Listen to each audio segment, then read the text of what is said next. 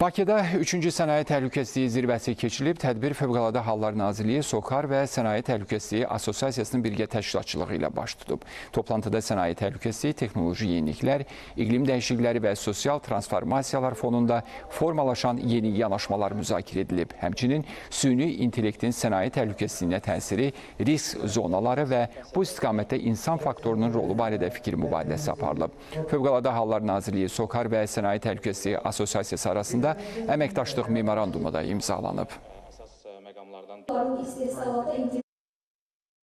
Təhlükəsizlik məsələləri ilə bağlı həllər demək olar ki, son zamanlar süni intellekt və digər rəqəmsallaşdırma ilə birbaşa bağlıdır. Yəni təhlükəsizlik məsələlərinin dəxli var. Buna əsasən deyə bilərik ki, bu zirvənin çox böyük əhəmiyyəti vardır. Burada həmçinin iştirak edir deməli özəl təşkilatlar, müxtəlif cəmiyyətlər və onların biliklərinin inteqrasiyası baxımından da çox mühüm əhəmiyyətə malikdir. Təbii ki, hal-hazırda biz sənaye təhlükəsizliyi sahəsində xüsusi bir dönüm nöqtəsinin, transformasiya nöqtəsinin dövrünü yaşayırıq.